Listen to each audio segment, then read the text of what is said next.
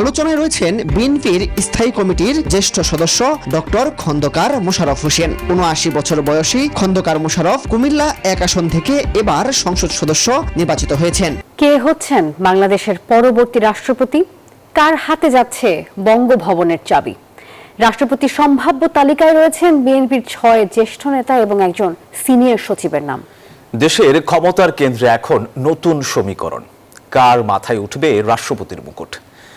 বর্তমান রাষ্ট্রপতির পদত্যাগ ও রাষ্ট্রপতি হওয়ার আলোচনায় থাকা ব্যক্তিদের বিষয়ে আরো জানাচ্ছেন সহকর্মী মাসুদ সুমন।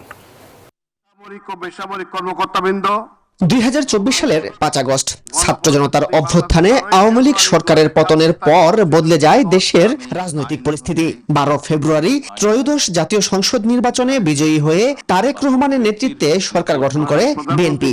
পদের শপথ ও গোপনীয়তার শপথ। বর্তমান সরকারের ৫ মাসের মাথায় জোর গুঞ্জন শুরু হয়েছে রাষ্ট্রপতির পদত্যাগ নিয়ে। যদি রাষ্ট্রপতি মোহাম্মদ শাহাবুদ্দিন পদত্যাগ করেন তাহলে কে হবেন বাংলাদেশের ২৩তম রাষ্ট্রপতি?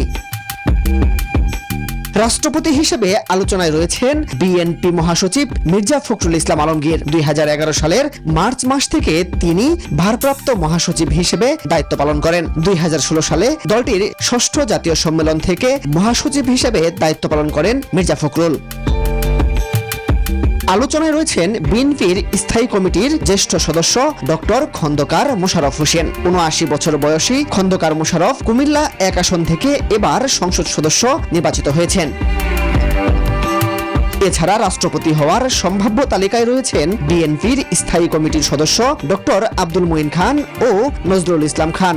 রাষ্ট্রপতির পদ শূন্য হলে নতুন রাষ্ট্রপতি নির্বাচিত না হওয়া পর্যন্ত জাতীয় সংসদের স্পিকার হাফিজউদ্দিন আহমদ ভারপ্রাপ্ত রাষ্ট্রপতির দায়িত্ব পালন করবেন। গুঞ্জনের রেশ ধরে ভারপ্রাপ্ত রাষ্ট্রপতিকেই স্থায়ী রাষ্ট্রপতি করা হবে কিনা সময়ই তা বলে দিবে।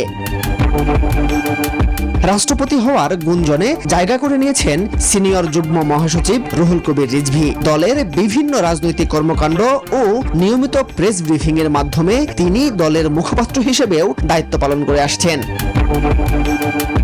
বঙ্গভবনের পরবর্তী বাসিন্দাকে এই আলোচনায় চুক্তিভিত্তিক নিয়োগে থাকা মন্ত্রিপরিষদ সচিব নাসিমুল গনির নামও শোনা যাচ্ছে।